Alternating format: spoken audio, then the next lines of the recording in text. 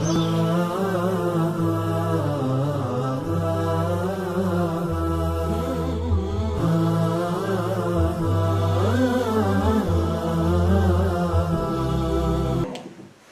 not, I'm not a sheikh, I'm just a student of the Quran, alhamdulillah, I'm just here to give you guys, firstly, a reminder to myself, and a reminder to you all, inshallah, and we can benefit from the Quran and so on. So what I like to do is I like to have, the crowd involved with whatever, I'm speaking about. So inshallah, after the Quranic recitation in the beginning, we're going to have a short reminder where we discuss a few things about the Quran and about Ramadan and so on. And I really want you guys to be involved, especially the kids, to talk and shout out answers. If I ask you guys questions, I like to ask people questions to make sure that they're not falling asleep. So if you guys stay awake, inshallah, it'll be okay. Does that sound good? Yeah. That was a question, yes or no? Yeah. You guys have questions here in the UK, right? Just kidding. Okay. So Bismillah, I'll start. Can I start, Nabil?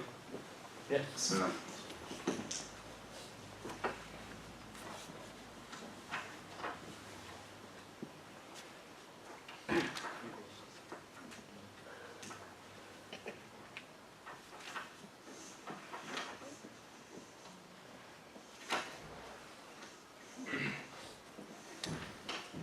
أعوذ بالله من الشيطان الرجيم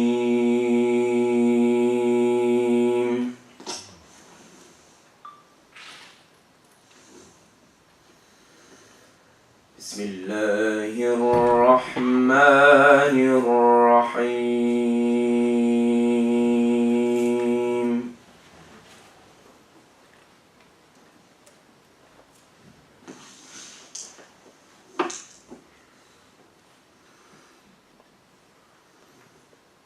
يا أيها الذين آمنوا اتقوا الله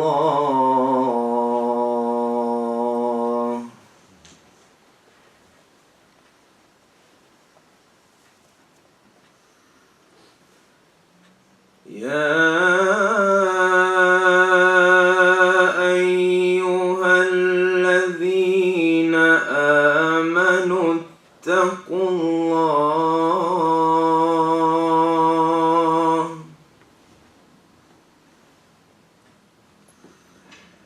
اتقوا الله ولتنظر نفس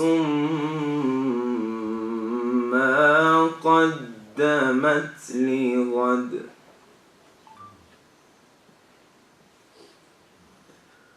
واتقوا الله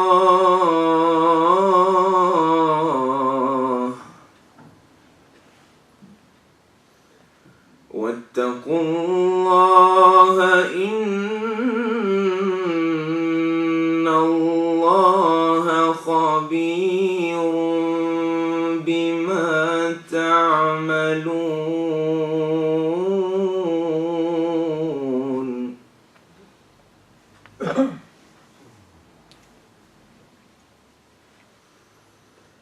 ولا تكونوا كالذين نسوا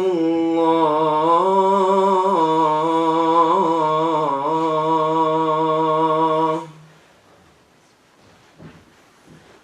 ولا تكونوا كالذين نسوا الله فأنساهم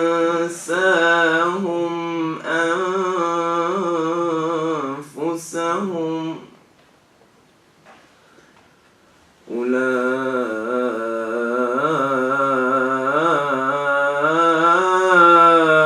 أولئك هم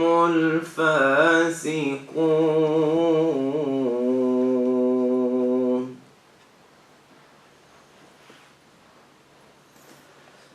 لا يستوي أصحاب النار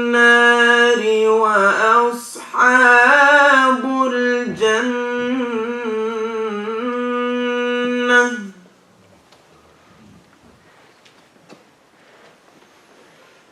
أصحاب الجنة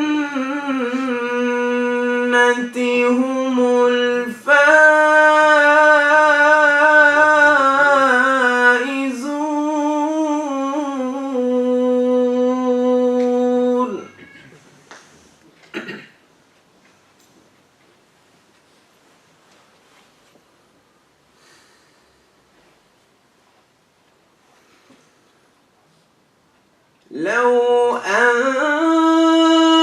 أنزلنا هذا القرآن على جبل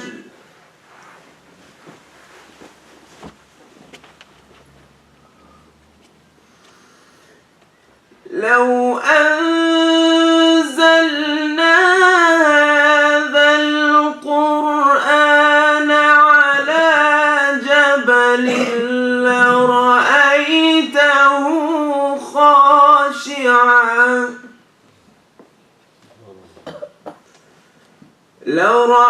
لرأيته خاشعا متصدعا من خشية الله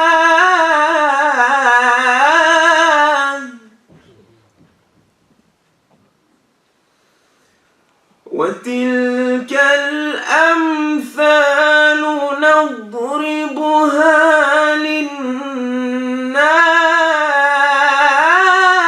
للناس وتلك الأمثال نضربها للناس لعلهم يتفكرون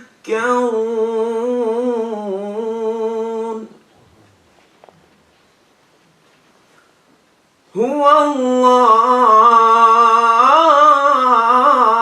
الله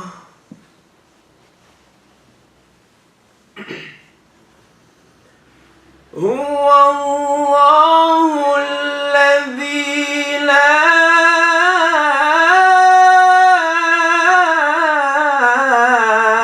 إله إلا هو عالم الغيب والشهادة هو الرحمن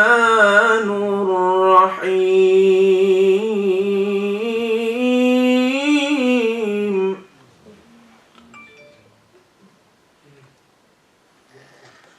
هو الله الذي لا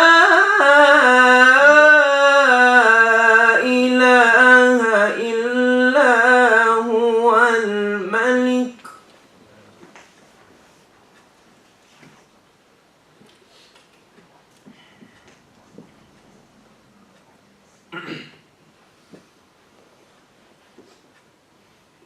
الملك القدوس السلام المؤمن المهيمن العزيز الجبار المتكبر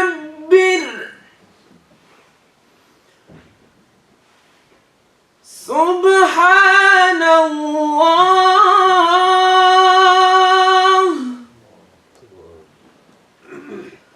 سبحان الله عما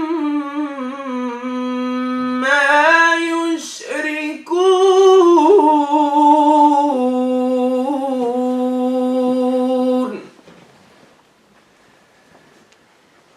هو الله الخالق البارئ المصور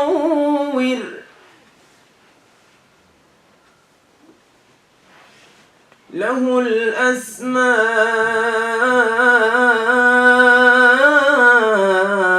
الأسماء الحسنى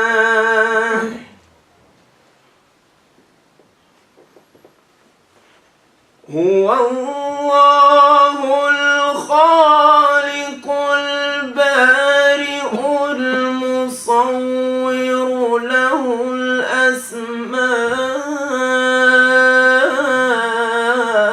الأسماء الحسنى يسبح له ما في السماوات والأرض وهو العزيز الحكيم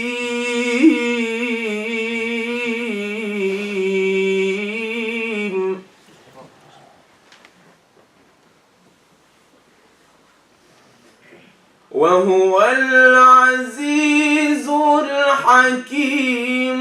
بسم الله الرحمن الرحيم.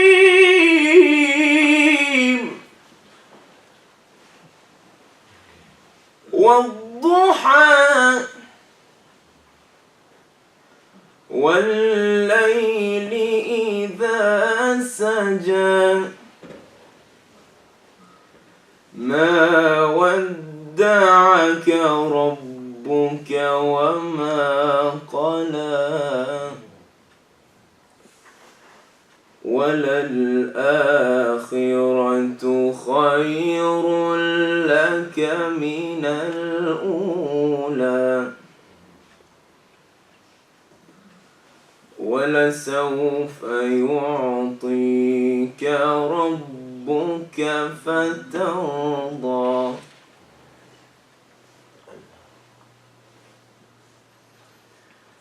والضحى والليل إذا سجى ما ودعك ربك وما قلى وللآخرة خير لك من الأولى ولسوف يعطيك ربك فترضى. ألم يجدك يتيما فآوى ووجدك ضالا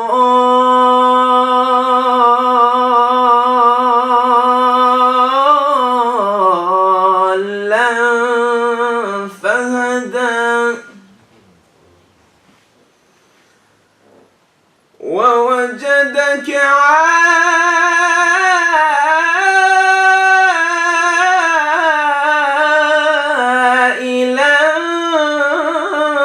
فأغنى فأما اليتيم فلا تقهر وأما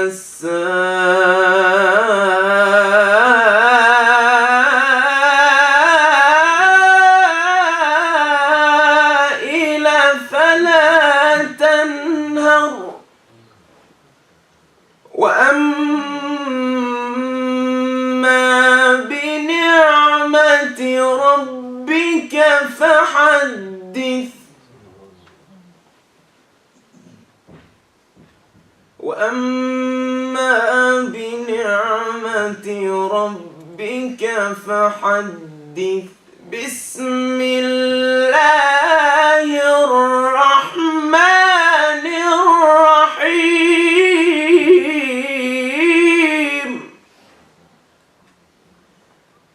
إنا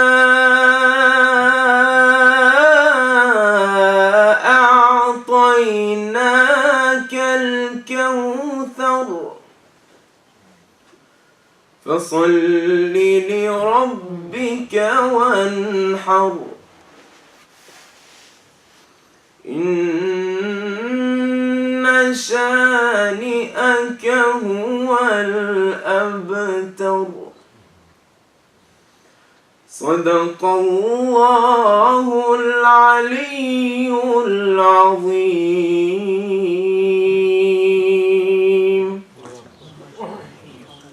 Jazakumullah khair. So inshallah Azza wa Jalla, we're just going to do a really quick, very, very informal reminder. And remember I said the word informal? So I'm here to learn from you all as well. And I really want us to learn from each other, inshallah. And I'm going to try my best to be funny, so you can stay, keep, so you can remain paying attention. But hopefully if my American jokes work in the UK, I know it's really difficult to switch the way you guys talk. Do you guys understand my accent, first of all? Yeah. Yes or no? Yes? Yeah. You guys have to talk yes or no? Yeah. Okay. Like fully, or is it like, what is he saying? Yes, kind of? Okay. So inshallah, we're just going to talk a little bit about The greatest miracle that has ever happened to mankind. And what do you guys think the greatest thing that has ever happened to us is? Just shout an answer. And it could be any guess. Revelation. What else? Revelation of what? The Quran. Definitely. Make dua for this brother. May Allah give him Jannah. Say Ameen. You have to say it louder. Say Ameen. Ameen is free. It doesn't come out of your pockets. Ameen. You know. So, the greatest miracle that has ever happened to mankind is the revelation of this Quran. The first question we need to ask ourselves is, what do we do to give this greatest miracle justice? Do we give it the value that it deserves? Yes or no? Yes. Honestly, no. Honestly, as an ummah right now today, do we give it what it deserves? Who said these words? You gotta shout it out, guys. Come on. Who said these words? The Prophet Muhammad ﷺ say it? Yes or no? Yes, he said it. But where did it come from? It came from Allah Azza wa Jal. It came from none other than Allah Azza wa Jal. Look at the beautiful mountains, or the hills that you guys call them. They're mountains in my town. Those big little hills that you guys have here. Look at the beautiful scenery. Look at the skies.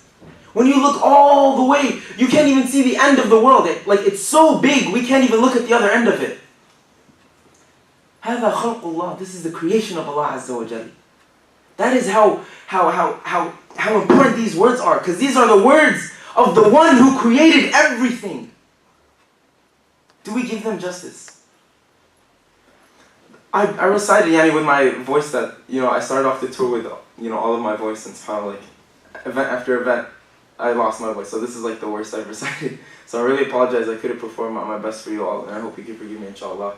But I recited a verse in Surah Al-Hashr, and real quick, to show you the significance of these verses in my life, these were the first verses I've ever recited in front of anyone. I was 10 years old, and it was after Dhuhr, and I heard these, and I wasn't even on these surahs. I was on Juz Amma. You guys have, you know what Juz Amma is? The 30th Juz. I was doing the little surahs in class, and I heard one of the bigger kids reciting this verse, and I had no idea. Wallahi, I'm not saying this to show off for anything. I'm just showing you the power of the Quran. I had no idea what these words even meant. Yes, I'm an Arab and I speak Arabic, but I had no idea what they meant. And I just heard him recite these verses. He says, and my friend, he was reciting them, he said, Wallahu alladhi la ilaha illa hu, al-maliku al-quddus al-salamu al-mu'minu al-muhayminu al-azizu al-jabbaru al-mutakabbir. Subhanallah. Subhanallahi amma yushrikun. Wallahi, I had no idea what he recited, but I knew those were that was one of the most beautiful things I've ever heard. So when my chef came and he said, Mouadh, it's your turn to recite after Dhuhr for the Jama'ah. And I was nervous. I was the most shy kid ever. And I recited so bad, I'll be honest. It was horrible. My voice cracking and everything. But the verses hit me so hard, and I was shaking when I was reciting them. And you know what this verse means? The verse on top of it that I recited. لو أنزلنا هذا القرآن على جبل لرأيته خاشعا متصدعا من خشية الله. Allah Azza wa Jal himself is saying, لو أنزلنا هذا القرآن على جبل. Had we revealed this Quran, هذا القرآن على جبل, on a mountain, a huge mountain. How tall is a mountain these days? Thousands of feet, yes or no? They're huge and they're strong, they're made of rocks. لو أنزلنا هذا القرآن على جبل, if we revealed this Quran on a mountain, you would have seen that mountain, لرأيته خاشعا متصدعا من خشية الله. You would have seen that mountain crumble and shatter out of the fear of Allah, out of humility for Allah. Khashi'an, with khushu'.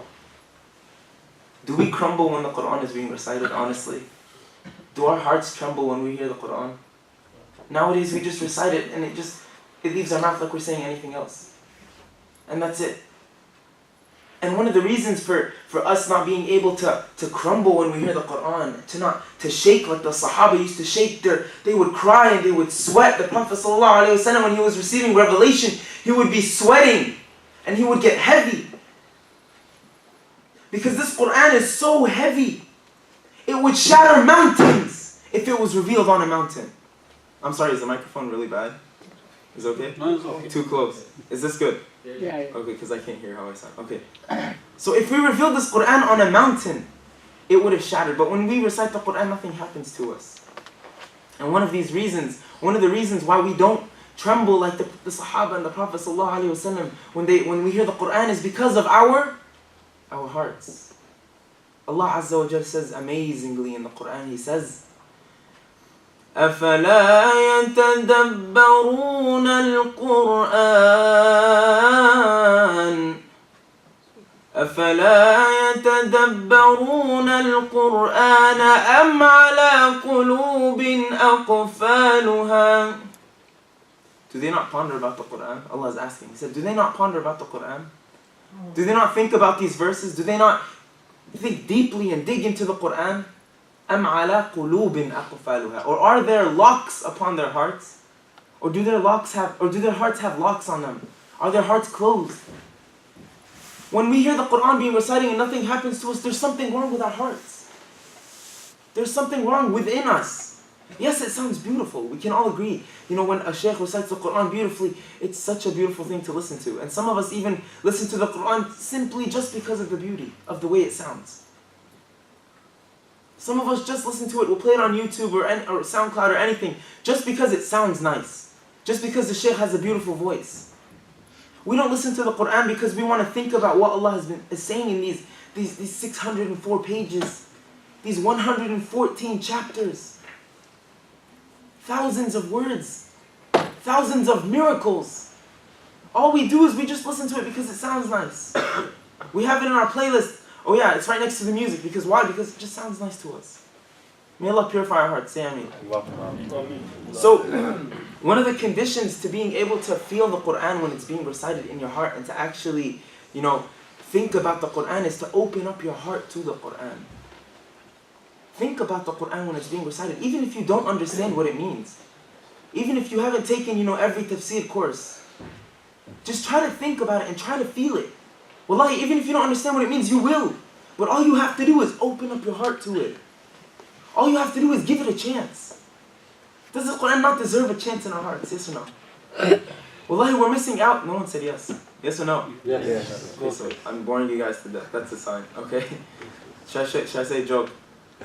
Too bad I don't have any. Okay. So, when we open up our hearts to the Quran, wallahi, our lives they become better. We begin to live life as if we put on a fresh new pair of glasses. And we can see everything much more clearly.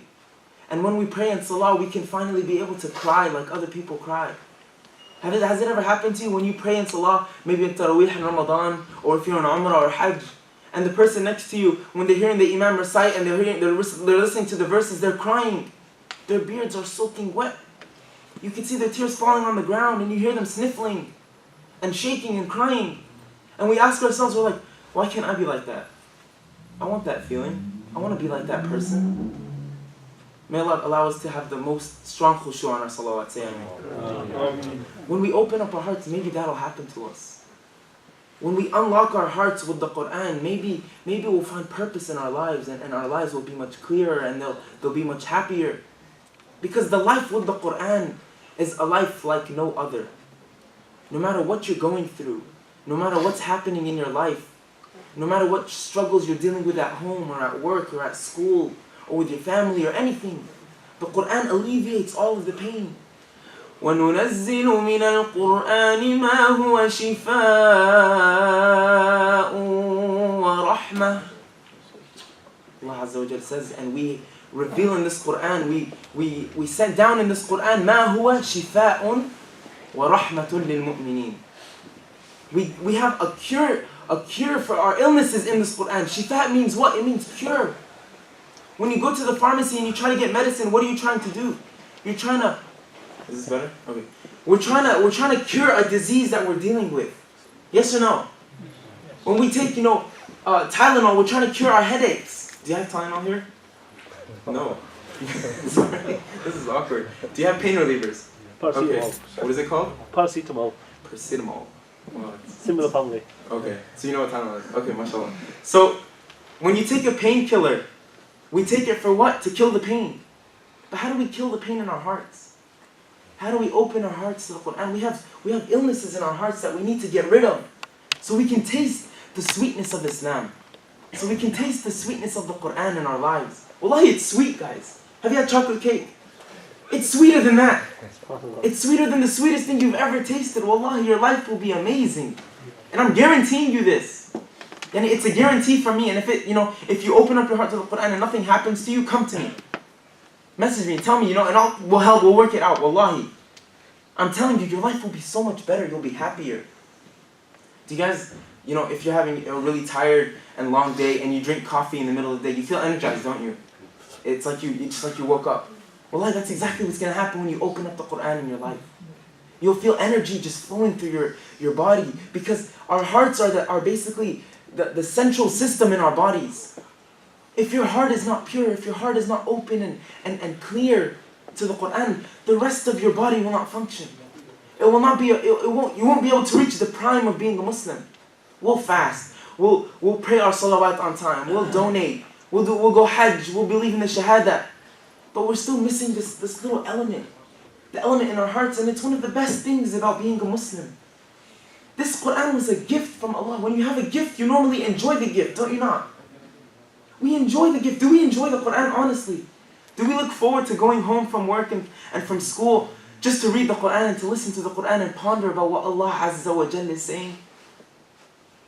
Do we go home and we think, and throughout the day, when you're looking forward to doing something fun in the weekend, let's say you're planning to go, what's a really fun place in England that people visit, like on holidays and stuff? Do you guys have amusement parks? No? Someone said no? Man, it's depressing here, isn't it? Is it the weather? No? Okay, what do you guys have that someone would go to on the weekend for the kids or anything? What?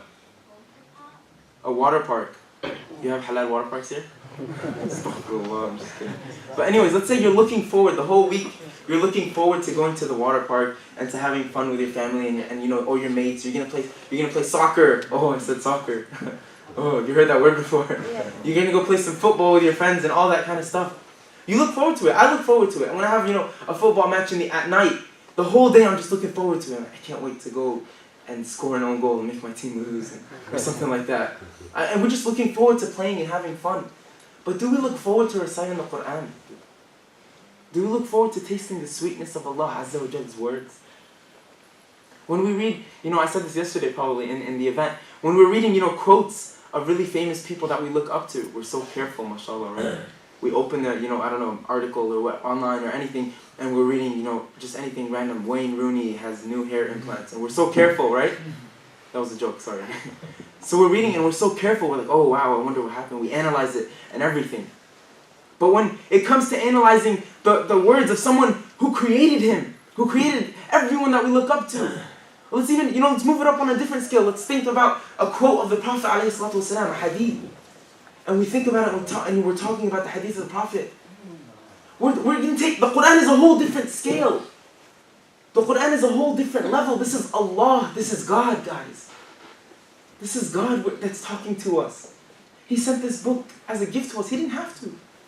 He could do whatever He wants. Inna Allah ala kulli shay'in qadir. He can do whatever He wants. He is of all things capable. But He decided to give this Qur'an and as a mercy. ما هو شفاء ورحمة للمؤمنين. Allah gave you this Qur'an as a gift. When you give someone money, this is a gift to you. I don't have to give it to you, but I gave it to you because I want you to enjoy it. It's a gift, you enjoy it. Take it. This is the Qur'an from Allah. Imagine a gift from your Creator. Allah. A gift from God. And we take it for granted in our lives. And we recite the Qur'an in Salah and Taraweeh, we recite it so fast. It's like someone's chasing us. And we recite the Qur'an as if, it's become a chore for us in our lives. It's become something that, oh man, I have to go recite the whole Qur'an, it's Ramadan. Don't we do that? We do that. We try to recite the whole Qur'an in Ramadan. Oh man, I gotta go home and read my juz for today. We need to look forward to it. And you know what? It may seem boring. Some people might think the Qur'an is boring. Some people might think, oh, I don't understand what it's saying, what Allah's saying. It doesn't make sense to me. And when that happens to us, it's okay. I'm not saying that, the Qur'an is going to be just like a water park. But when you open up your heart to it, and you recite Quran with pure intentions, for Allah Azza wa Jal to purify your heart and to cleanse you from all sin and all sicknesses and everything, shifa. When you do that and you say, I'm going to recite these verses of Allah Azza wa Jal, the one who created everything, the most merciful, the most beautiful, the one who created the heavens and the earth, and the one who, inshallah, will give me the highest level of Jannah, who will give us all the highest level of Jannah. Say Ameen. When we think about Allah Azza wa Jalla, and we think about His beauty and His mercy and His everything He's given us, while we're reciting the Quran in Ramadan, this next month, may Allah ballagna Ramadan. May Allah allow us to live to Ramadan. Say Ameen. Say Ameen loud, man. We don't want to miss out on Ramadan.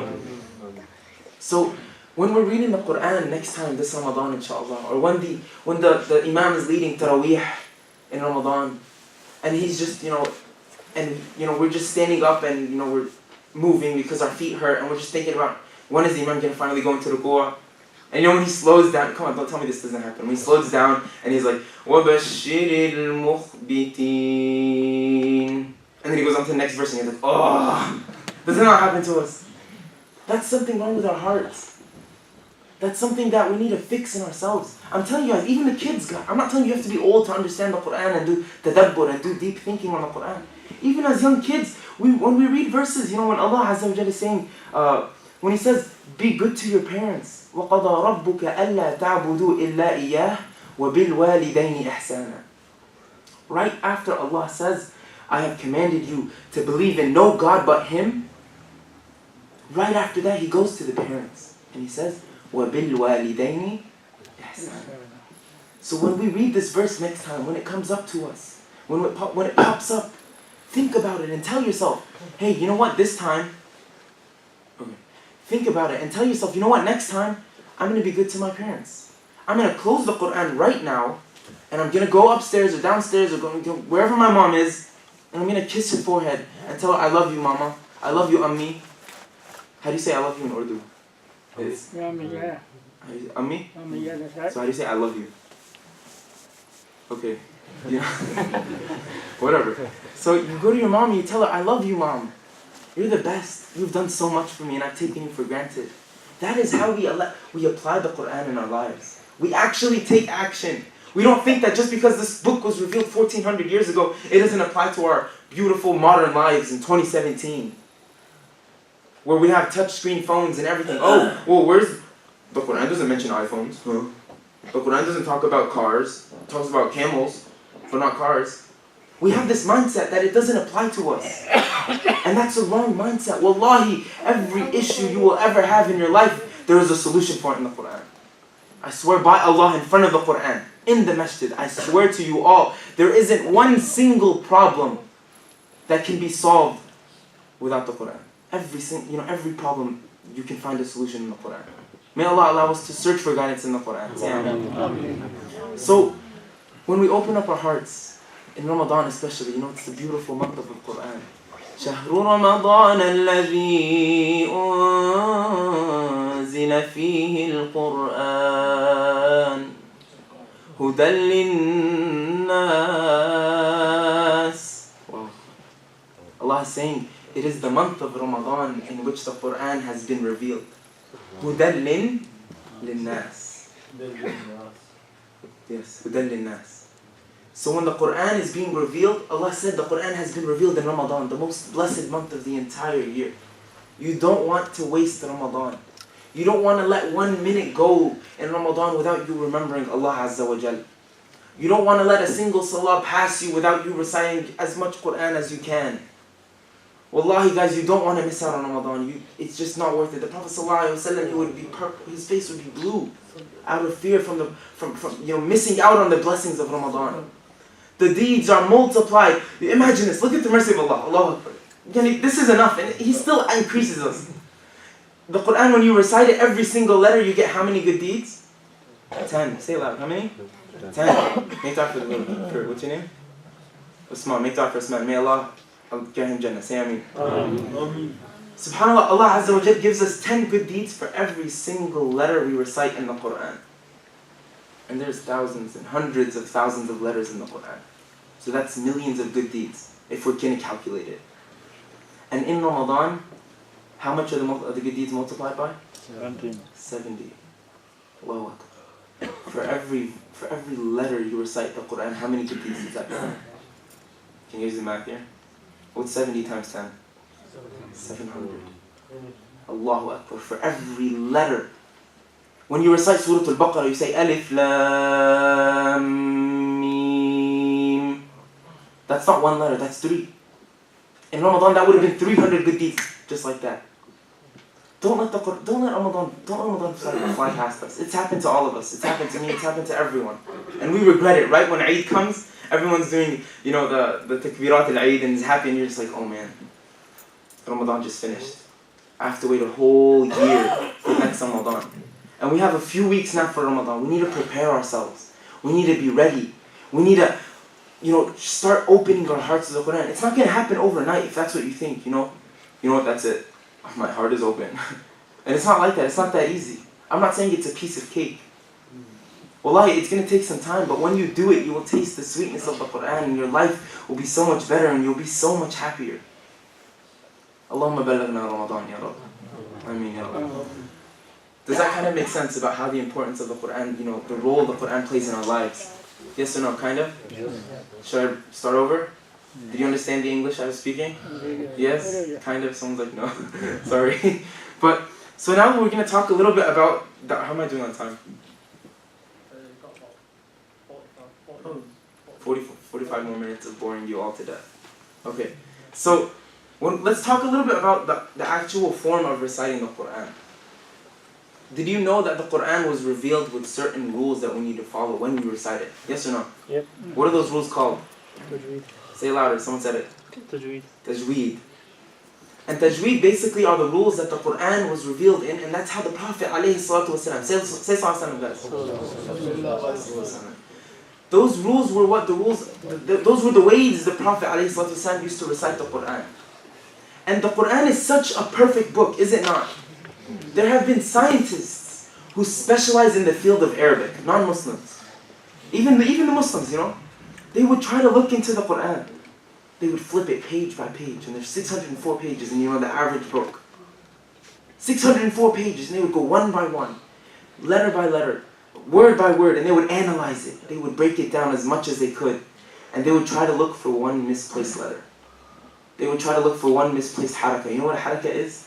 When you say alif, it can have a haraka on top. It can be a fatha, a kasra, a dhamma, sukoon. They're trying to look for one that's out of place. Maybe humans are not perfect, aren't they?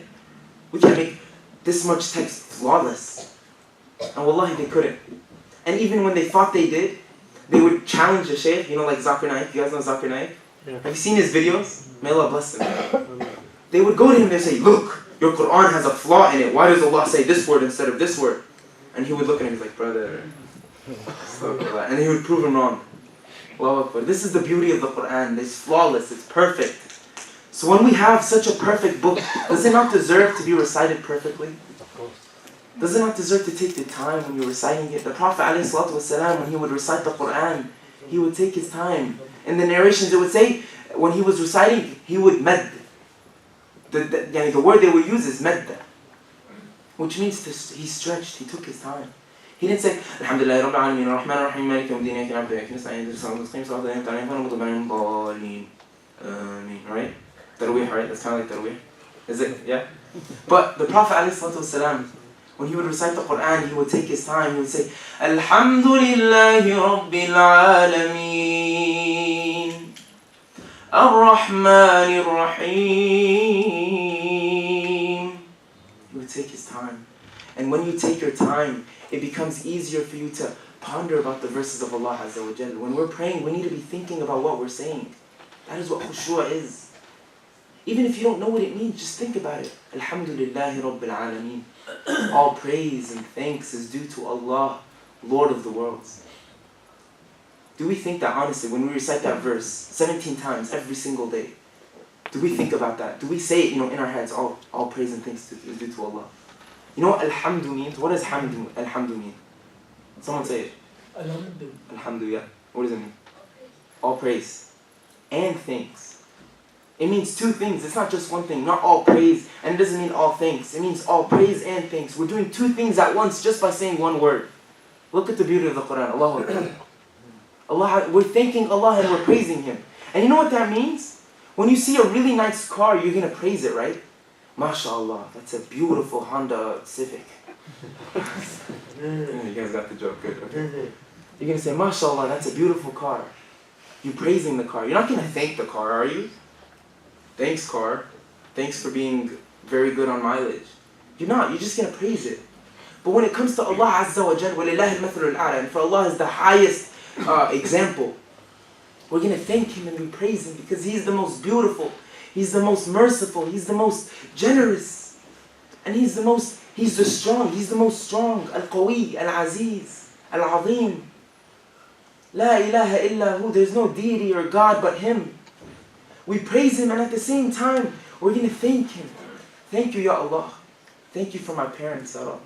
Thank you for my health, Ya Allah. Thank you for this Quran, this blessing that you give me that we take for granted. The Prophet ﷺ, he says, and this is in Surah Al-Furqan, وَقَالَ الرَّسُولُ يَا رَبِّ إِنَّ قَوْمِ اتَّخَذُوا هَذَا الْقُرْآنَ مَهْجُورًا. Well, the Prophet ﷺ, he's complaining to Allah, he's saying, Ya Rabb, oh my Lord, إِنَّ قَوْمِ, my people, my nation, اتَّخَذُوا هَذَا الْقُرْآنَ مَهْجُورًا. They've taken this Qur'an, they've neglected it. The Prophet ﷺ, he's complaining to Allah about us. This is us. We're the qawm of the Prophet ﷺ. We're the nation of the Rasul. And he's telling Allah, he's saying, Allah, they've taken it for granted. They don't know what it means. اتَّخَذُوا هَذَا الْقُرْآنَ مَهْجُورًا. Ya Allah, my people, they don't know what it's really worth. They don't know that if you revealed it on a mountain, it would have shattered. They don't know that this doesn't happen to them. There's something wrong with their hearts. May Allah purify our hearts and allow us to live with the Quran. Say Ameen. This is the Quran, guys. This is the beauty and the perfection of the Quran. It's flawless, wallahi. It's just flawless. It's probably the only thing you will ever see in this world that you can say this is perfect. There's no such thing as perfect. Humans are not perfect. The texts we write are not perfect. The things we come up with, the ideas, all of it's imperfect to some extent. But this Quran, wallahi, the reasons why Allah says certain words, the reasons why Allah Azza wa Jal even, explains things, the ways He explains them, they're all perfect.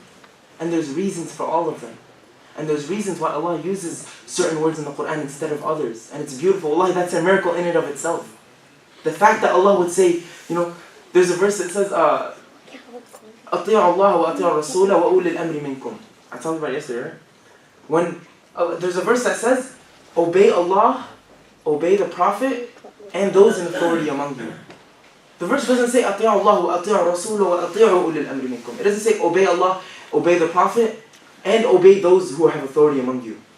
Why is that? Why does Allah not say أَطِيعُوا أُولِي الْأَمْرِ مِنْكُمْ? Why doesn't He say that? All of this are things that we need to ponder about and think about. It's because Allah and the Prophet ﷺ, we will obey them differently from the way we obey the people that are in authority. That is the Quran. That's a miracle. I guarantee you that if you heard these verses, when we hear these verses, we don't actually think about why Allah says certain things.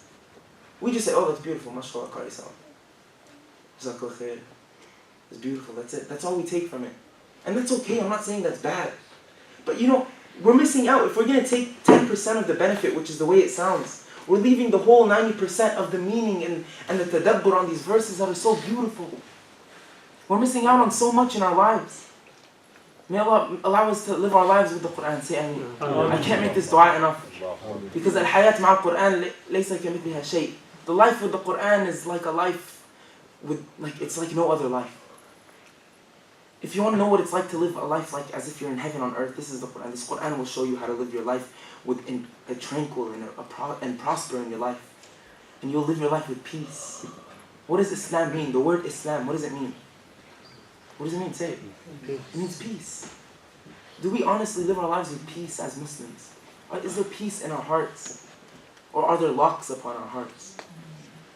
Are there locks upon our hearts? Yeah. Unfortunately. May Allah purify our hearts. All of us. Ameen, Ya Rabbi. When we open up our hearts to the Quran, and this beautiful month of Ramadan, I'll show you one of the miracles of Ramadan that happened to me, alhamdulillah Rabbil Alameen. And I'm only saying this, wallahi, I'm only saying this just to show you all that anything can happen. I shouldn't be exposing myself best, but when I was younger, I wasn't the best Muslim. I prayed and everything, but I never felt a connection with Allah. And I recited the Quran since I was 10 years old. I was a kid, but I never felt it. I lived my whole life up until my high school years. It was just being like a robot. I pray 5 times a day. I'd be good to my parents and all that. I would stay away from khaba'ith, all the filth and everything. But I never felt it. And I didn't feel good. I didn't feel like I was ready to die. And I still don't. None of us, we don't have that feeling where you're like, Ya Allah, I'm ready. Whenever you will, I'm ready for you to take me back to you. That's the level of piety we need to work towards. Or we can feel like, I'm content with my religion. رَضِيتُ بِاللَّهِ رَبَّا وَبِالْإِسْلَامِ دِينًا. I believe that Allah Azza wa Jalla is my Lord, and I've accepted that. وَبِالْإِسْلَامِ دِينًا. Have we honestly accepted this though? In our hearts, have we accepted it? Have we opened up our hearts to Islam? Guys, the heart is the most important organ in your body. When you recite the Quran, you're reciting it with your heart. مَا خَرَجَ مِنَ الْقَلْبِ دَخَلَ الْقَلْبِ. Whatever exits or leaves the heart, when you recite the Quran from your heart, it will enter the hearts of others. That's how we need to live our lives. Always making sure that our hearts are on track. And alhamdulillah, about 3 years ago, it was Ramadan. And this is the beauty of the month of Ramadan. When I was about 16 or 17 years old, I got into a little argument with my brother. It was after Taraweeh, we were getting suhoor at, you guys know what pancakes are? Yeah. Yeah? Okay. I was like, okay. So we were getting pancakes for suhoor and everything. I got in an argument with him about something, I don't even remember. It was a normal argument, brothers, and we fight with each other. And I don't know, I got like emotional or something, and I ran out of the restaurant. And I was sitting on the curb of the restaurant, there's like a curb next to the park, what do you call it, car park? Next to the car park. We call it parking. I was sitting in the parking lot, and I looked up at the sky and the stars, and I realized what is my worth as a human being? Honestly, look how big these billions and billions of stars are. Look how big the galaxy is. Look how big the world is. Am I even worth anything? Honestly, am I anything? I'm nothing. Wallahi, I'm worthless. I'm like a piece of dust. And that's when I realized, I was like, dude, Mouadh, you need to get your life together. You're not ready to die. And anything can happen. People die all the time. Wallahi, death happens to, the most, surprising deaths can happen to all of us. No one knows when he's going to die, him or her. No one knows when Allah is going to take us back to him. So we always need to make sure that we realize, what our place is in this life. And we realize that our lives are, we're always working towards having a good heart that's ready to be returning to Allah. There's a beautiful verse in Surah Al-Fajr. Allah Azza wa Jalla is talking about the reassured, or the sound nafs, the sound soul. And when you have a sound soul and a sound nafs, this comes from having a sound heart. Allah says, Ya ayyatuhan nafsul mutma'innah irji'i ila rabbiki radiyatan مرضية فادخلي في عبادي وادخلي جنتي. الله Akbar. Who does not want to hear that from Allah Azza wa Jalla? Allah Azza wa Jalla is going to say, oh sound heart, oh sound nafs, يا أيتها النفس المطمئنة ارجعي إلى ربك راضية مرضية. Return to your Rabb, to your Lord, peacefully, radiyatan, satisfied, mardiyya, in a beautiful state of satisfaction. فَادْخُلِي فِي عِبَادِي, and enter therein with my slaves and my servants. Come with them, join them. وَادْخُلِي جَنَّتِي, and enter my paradise. Allahu Akbar. May Allah make us among those who enter paradise. May Allah make us among those who live our beautiful lives eternally in the gardens of Jannah. Say Ameen. This is what we need to look forward to. We need to look forward to, and this is how we live our lives. When you look forward to something, you're motivated for it. But when we don't know what we're looking forward to, And when we don't know what we're working towards, that's how we lose our hearts. Maybe we would have started off on the right track, but when we lose purpose in our lives, we forget why we're doing these things. There's a quote that says, when you lose motivation, think about why you started. Think about Jannah. Think about being able to recline on beautiful chairs, eating the fruits of paradise while the angels are serving you. And you're in the company of the prophets, alayhim salam. Allahu Akbar. Imagine seeing the Prophet's face. The Prophet's like, yo, you made it. What's up? That's what the Prophet ﷺ is going to say when we see him in Jannah. And we're gonna be in our beautiful homes where the bricks, the bricks are going to be made of gold and silver. And they're going to smell like musk. You guys know what musk smells like? It's beautiful. And you're going to be chilling in your sofa, watching Netflix. You probably won't even want Netflix, because Jannah is just so perfect. And we're going to be like that. And Allah, even better than all of this, being able to have whatever you want, there's going to be a day in Jannah that's the best day, that's ever. It's just the best day. You can't even, because time is irrelevant anymore now. Because time is just, it's a dunya thing. There's no time later on. And it's going to be the best day ever. And it's going to be the day when Allah Azza wa Jal, He gathers all the believers in Jannah, and He's going to remove the veil, and we're going to be able to see His face. Allahu Akbar. Say Allahu Akbar. We're going to be able to see the beautiful, beautiful face of Allah Azza wa Jal. And it's going to be the most beautiful feeling. Wallahi, this is better than all the days we'll spend in Jannah. In Jannah, and a lot of us are like, what if I get bored in Jannah? What if I do everything I've ever wanted and that's it? Wallahi, that's not how it's going to be. In Jannah, one day, today is going to be a good day, and tomorrow is going to be even better than yesterday. And it's going to keep getting better and better and better. And when we see Allah Azza wa Jal, we're going to forget everything. We're going to forget all the sweets that we've eaten. We're going to forget, the whole ayn, and we're going to forget everything in Jannah. And we're just our faces will illuminate with the sight of our Rabb. And it's going to be the best thing that will ever happen to us. May Allah make us among those. Say Ameen. Allahu Akbar. And how do we get to that level? How do we get to that status? That beautiful status that we all should, aspire to be? That's through the Qur'an. This Qur'an will take you there. This Qur'an is your boarding pass to Jannah. This Qur'an is the ticket that will take you to Al-Firdaus al-A'la. May Allah make us among them. This is how you're going to get there. You recite the Qur'an and you feel it and you follow it. You live your life by the Qur'an, like the Prophet. And the Prophet ﷺ, he would, كَانَ قُرْآنًا يَمْشِي. It was the Prophet ﷺ, it was as if he was a walking Qur'an. That's how we should try to be. The Prophet ﷺ, he was a qudwa, he was a model, an example for us to follow. That's what we should try to be like. Live your life with the Qur'an. Open up your heart to the Qur'an, recite the Qur'an and feel the Qur'an. When you actually feel it, wallahi, you will be happy. And even more importantly, you will be happy in the akhirah. May Allah make us among those. So inshallah, we're going to switch the program a little bit, right? Are we good on time? About 25 minutes. Okay, 25 minutes, perfect. So now we're going to do, real quick, I'll explain, a concept in reciting the Qur'an, and then we'll get into nasheeds, and then some imitations, and finish off with Qur'an. Sounds good? Yeah. Yes or no? Are you guys awake? Yeah. Really? Yeah. So was it worth the money for UKIM to find me here? Okay. Okay. So there's a field in the Qur'an, once you've mastered how to recite the Qur'an with rules, and this is an extra thing, it's really fun. Once you've learned how to recite the Qur'an, you can get into a field called maqamat, the field of maqamat. Maqamat basically translates to melody. You can get into learning how to not perfect, but make your melody sound nice when you recite.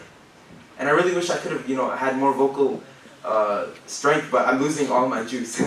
Alhamdulillah, but it's qadarullah, whatever happens, happens. So I'll try my best to show you what maqamat are and how you can implement them in your recitation. I'll do some examples for you, and inshallah we'll move on from there, okay? So maqamat are, it's like an extra thing. When you have, a cake, this is the only example that makes sense to me. When you have a cake, you guys know what cake is, right? Right. Oh no. Do you have cake here? Yeah? Only the kids say yeah, okay. So when you have a cake, do you have to have icing on the cake to eat it? No, right? You can eat the cake without icing, yes or no?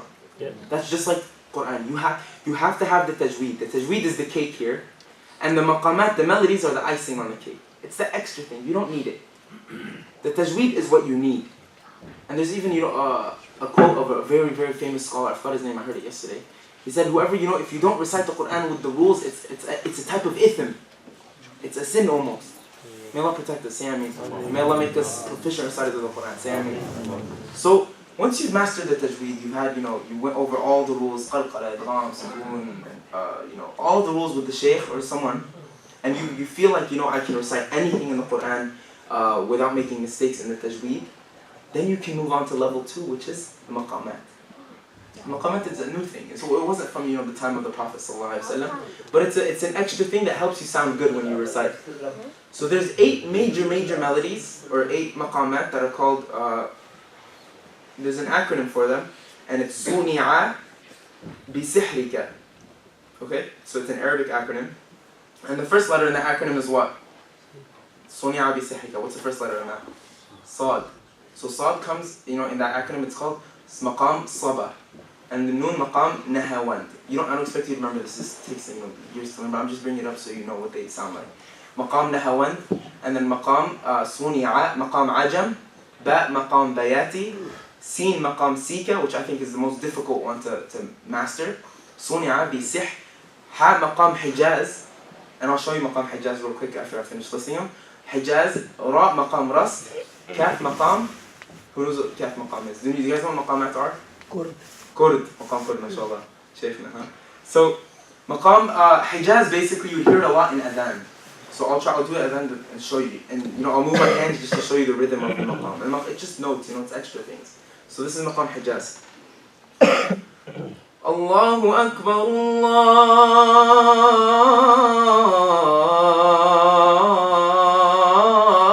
Allahu Akbar. This is Maqam Hijaz. And then you have other maqamat like Maqam Sabah. Maqam Sabah, I like to refer to it as, a very, very sad maqam. It has this heaviness when you recite it. And it kind of sounds like يوم نقول لجهنم هل امتلأت وتقول هل من مزيد. It was like a mix of Hijaz. You can mix maqamat. This whole thing is just a beautiful thing. Wallahi, like the maqamat is just such an amazing field for me. It's like an artistic form of expression almost. When you recite the Quran, you can express yourself and the feelings that you get from these verses. And it's okay. It's all like even the biggest sheikhs, Abdul Basit. So what are some sheikhs that you guys know that you listen to? Mishari. Who else? Shahat. Good taste. Who else? Nothing. Who? Nothing. Nothing? Nothing. Nat. You like Nat? Okay, so you know any sheikhs though that recite Quran? Abu Bakr al-Shatiri. You guys know Sudais? Yeah? You guys know Shuraim? All, the majority of these sheikhs, they recite with maqamat just so they make their reciting sound really nice. Does it not sound nice? It does. You can see, you can tell they know what they're doing. And you have Maqam Nahawand. Maqam Nahawand is a very jumpy maqam, and it originates from the Kurdish area. And Maqam Nahawand kind of sounds like والشمس وضحاها والقمر إذا تلاها والنهار إذا جلاها. You see how it's very jumpy with the notes? That's Maqam Nahawand. And if you don't want to do the slow style of recitation, you can even do the faster pace, like the Imams of the Haram. Imam Sudais, he recites with Maqam Rast. This is Maqam Rast. And I'll imitate Sudais. And while I'm reciting, a request for you all is to think of some sheikhs that hopefully I know, and I'll try to imitate them for you with whatever I have left of my voice. Is that okay? Yes or no? Okay.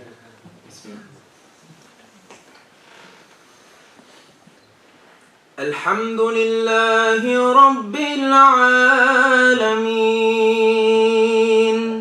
الرحمن الرحيم مالك يوم الدين إياك نعبد وإياك نستعين اهدنا الصراط المستقيم صراط الذين أنعمت عليهم غير المغضوب عليهم ولا الضالين.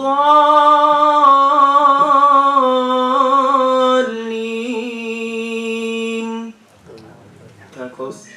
Kind of? Yeah. Someone's like, okay, so that's maqam rast. And you know Sheikh Juhani? Has anyone heard of him? He also recites with the same maqam. He sounds very similar to Sudais, but he has a different voice. And for those of you who want to go into the field of Quran, or for those of you who think that, you don't, I don't have a good voice, I'm not a Qari sahab, for those of you who think that you're actually wrong. Everyone has been blessed with their own vocal range. Everyone can, not everyone, some can go very, very high, and some can go very, very low with their voices. Yes. So, the really good, Egyptian especially reciters that go really, really, really high and they go very low at the same time, those are the ones that have very high vocal ranges, like they're very large. Those are usually the ones that recite better. There's no better reciter. You know what I mean? Just it sounds better to some people. For me, I like Mahmoud Shahat, but if I show him, to like one of my friends, they're like, whoa, it's really loud. Because they put the mic like this close. And it's like really loud. And it will, for me, it makes me like shaky because it's just so heavy when they recite. They recite the Quran with so much power. And that's what they're going for. But you have some sheikhs that recite very smooth in maqam kurd. And this is maqam kurd. A lot of Khaliji sheikhs like to use it. Khalij is like the Gulf area, like Saudi and all that.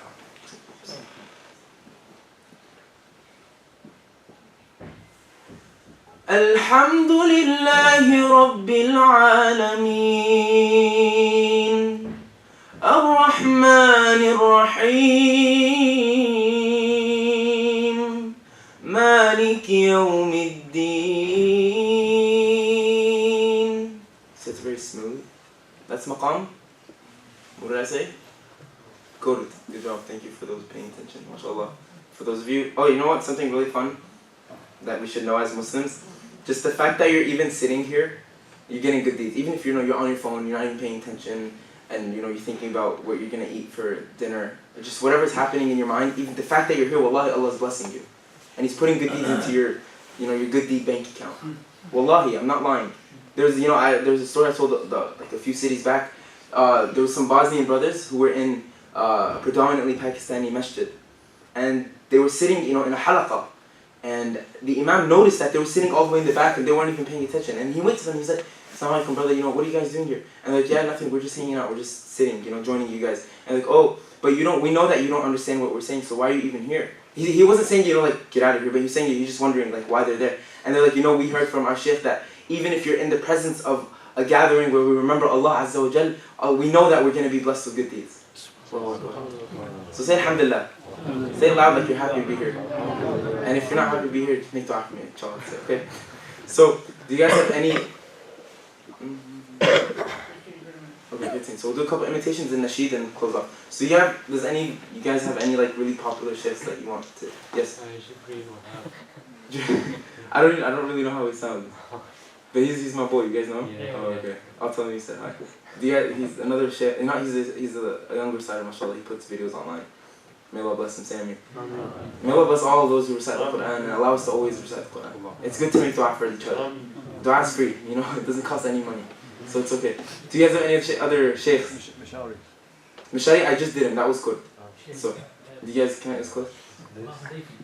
Hudayfi? Oh, mashallah. Yeah. Have you prayed behind him? MashaAllah, it's crazy, MashaAllah. And he leads in Masjid Nabawi.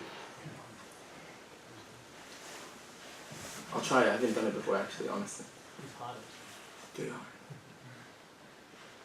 Alhamdulillahi Rabbil Alameen. Ar-Rahman Ar-Rahim. It's kind of how he does it, right? It's cool. I haven't listened to him too much, honestly. Do you guys know who Sheikh Abdul Basit Abdul Samad was? Yes. Should I try to do him? Good luck. Good luck, thank you.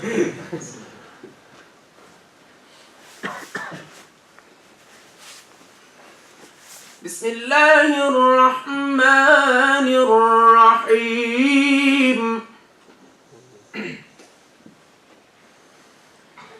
ألهاكم التكاثر حتى زرتم المقابر كلا سوف تعلمون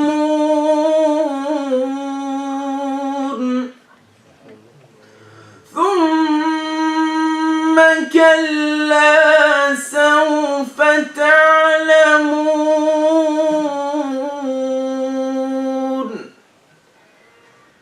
كلا لو تعلمون علم اليقين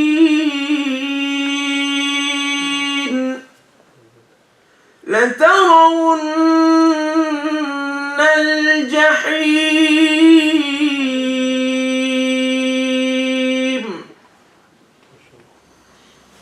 ثم لترونها عين اليقين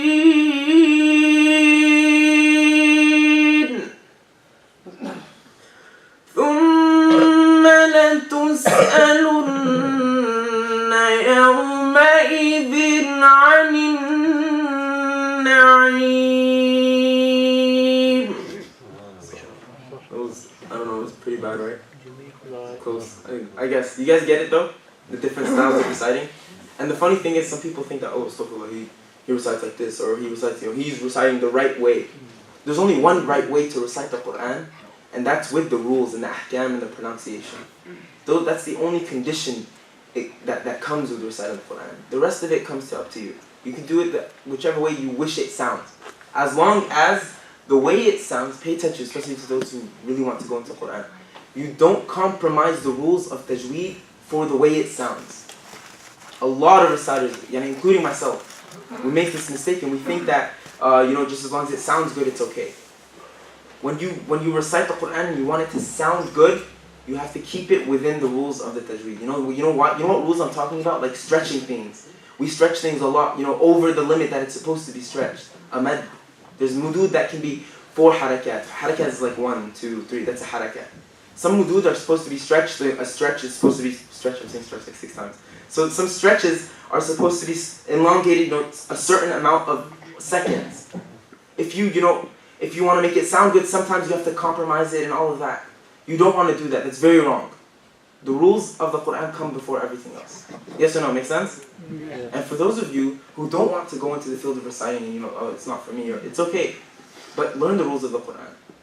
Don't live your life, just reciting whichever way, fits. Recite the Quran to the best of your ability. The Prophet ﷺ, he said, when you recite the Quran, you recite it at the best of your vocal abilities. It's from the Prophet Muhammad ﷺ. No one else said it. So do your best. Give the Quran the value it deserves. Work hard for it. Wallahi, it deserves it. And it'll pay off in the end. You'll be happy in the end. And you'll feel satisfied with it. May Allah give us the best satisfaction in our lives. So we'll do one more imitation, and then we'll switch off to some anashid and... Okay?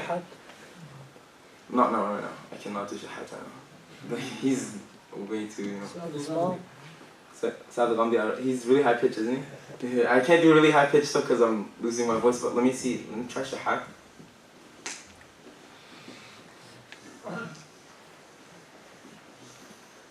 قال سآوي إلى جبل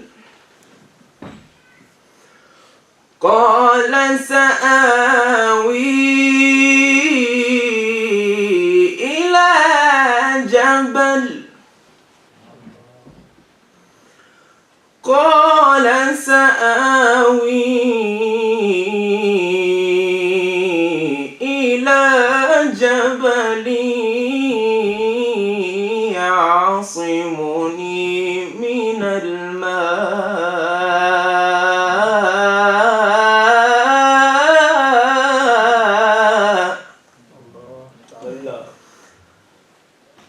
قال لا عاصم اليوم من أمر الله إلا وحال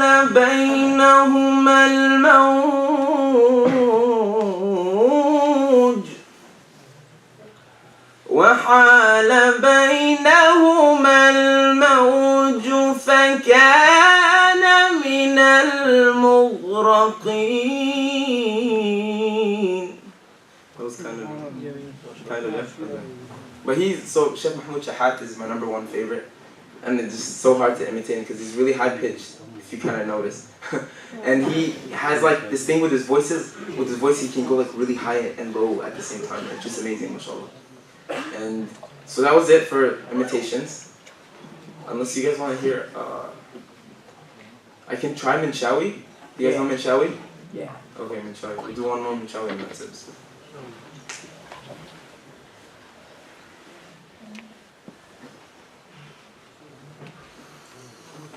وَلَقَدْ خَلَقْنَا الْإِنسَانَ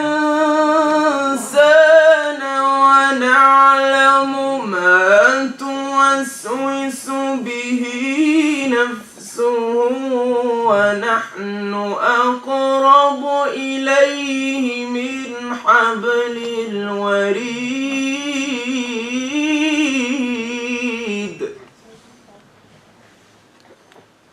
إِذْ يَتَلَقَّى الْمُتَلَقِّيَانِ.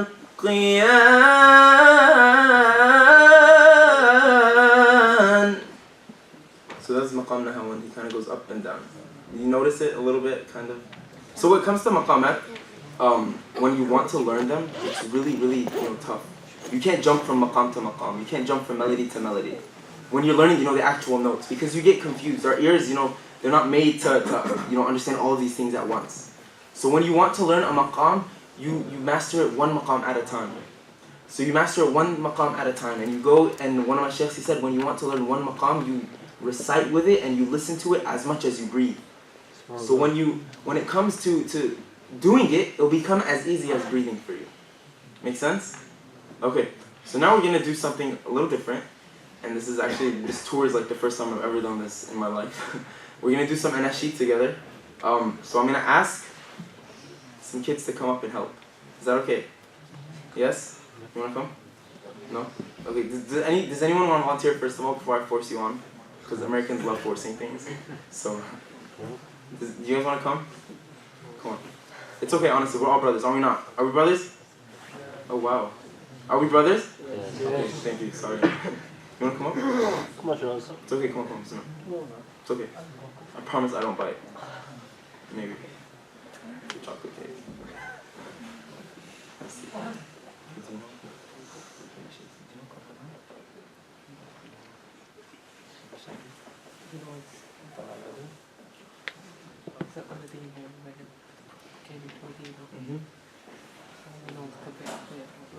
Okay, I asked this to all the people that I do events with. Am I your brother? Do you consider me your brother in Islam? Yes. Yes?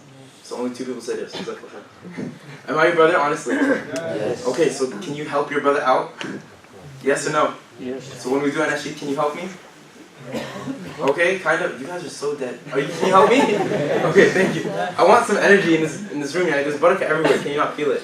So let's, live up to it. It's okay. I'm sorry for calling you dead in the US. It's not that big of a thing. Sorry. Okay. So that's all. You guys ready? Okay, we'll do Tala al-Badru alayna in the style of Mashari, okay? If you know it, sing along. Okay, that's all I ask. Okay? Bismillah.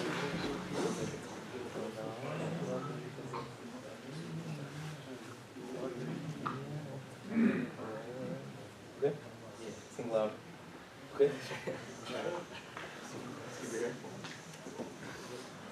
طلع البدر علينا من ثنيات الوداع وجب الشكر علينا ما دعا لله داع أيها المبعوث فينا جئت بالأمر المطاع جئت شرفت المدينة مرحبا يا خير داع طلع النور المبين نور خير المرسلين نور أمن وسلاما نور حق ويقين سقه الله تعالى رحمة للعالمين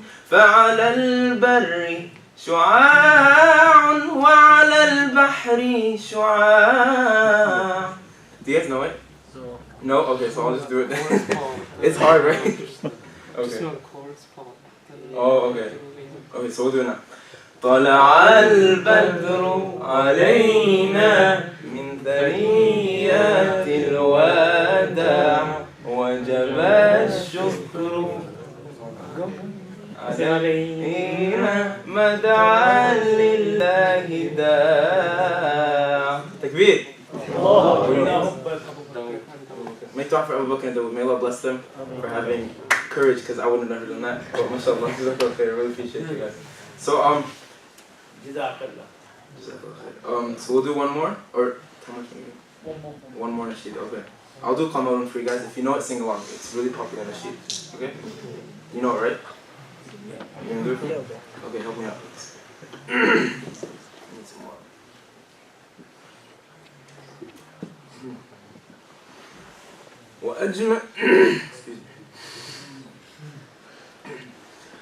وأجمل منك لم ترى قط عين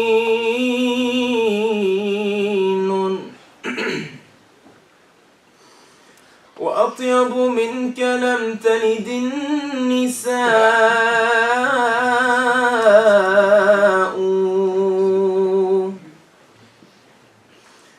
خلقت مبرأ من كل عيب كأنك قد خلقت كما تشاء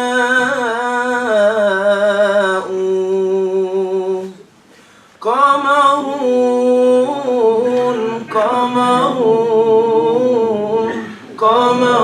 سيدنا النبي قمرون وجميل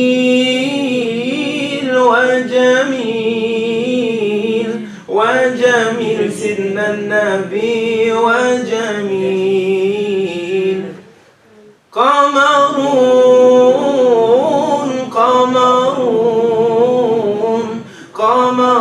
سيدنا النبي قمرون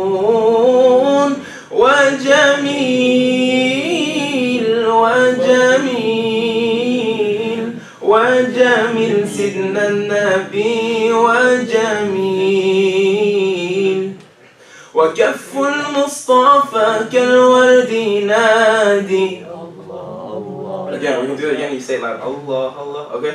وكف المصطفى كالورد ينادي الله الله وكف المصطفى كالورد ينادي الله الله وعطرها يبقى إذا مست أيادي الله الله وكف المصطفى كالورد ينادي الله الله وعطرها يبقى إذا مست أيادي الله الله وعم نوالها كل العباد وعم نوالها كل العباد وعم نوالها كل العباد حبيب الله يا خير البرى يا قمر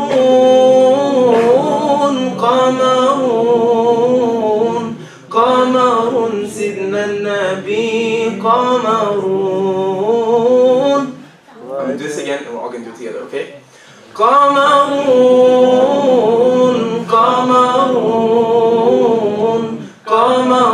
سيدنا النبي قمرون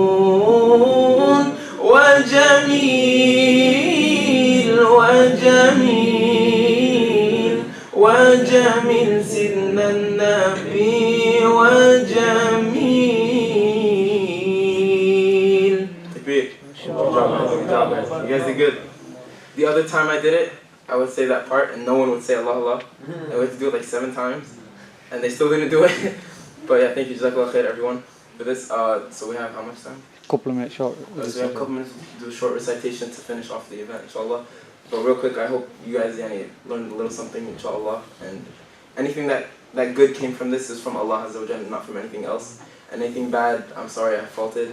And please make dua for me and forgive me if I've said anything that offended anyone or said anything incorrect. Well, I'm just, I'm a 20-year-old student. I'm still learning. And make dua for me, inshallah. And make dua for UKIM youth who've, mashallah, they've done an amazing job with all of this. And alhamdulillah, it's been such an amazing event. meeting all these people and spreading the Quran and the love for the Quran, inshallah. So we'll just finish the event with small recitation, inshallah.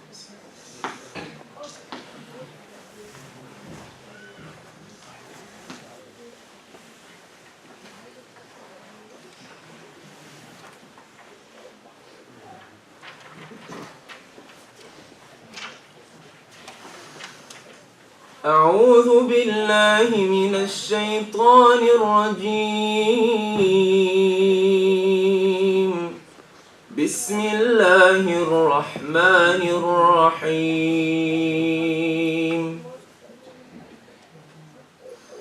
تبارك الذي جعل في السماء بروجا وجعل فيها سراجا وقمرا منيرا وهو الذي جعل الليل والنهار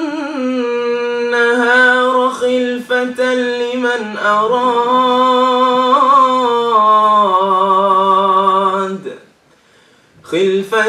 لمن أراد أن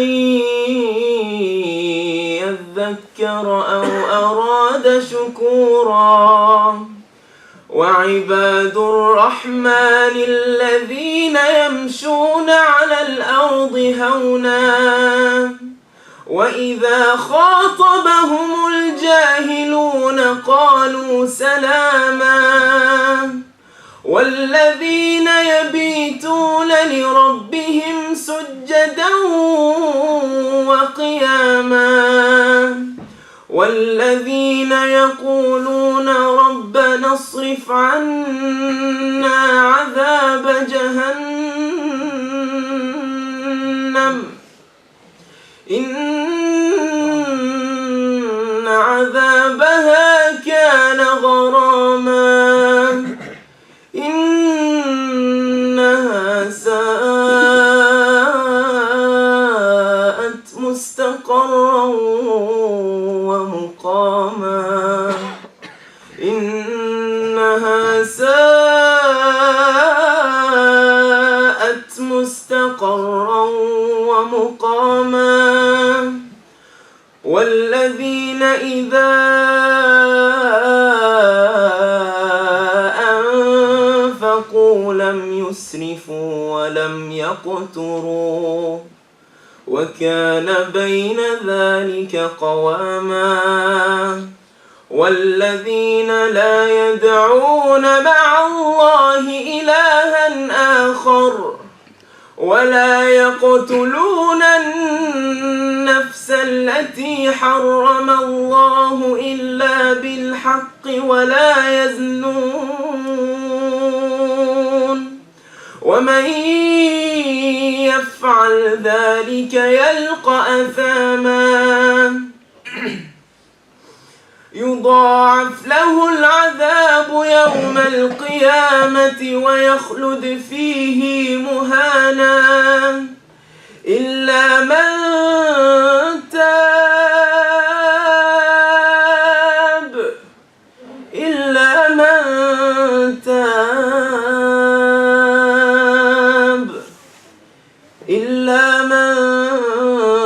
تاب وآمن وعمل عملا صالحا فأولئك يبدل الله سيئاتهم حسنات وكان الله غفورا رحيما. ومن تاب وعمل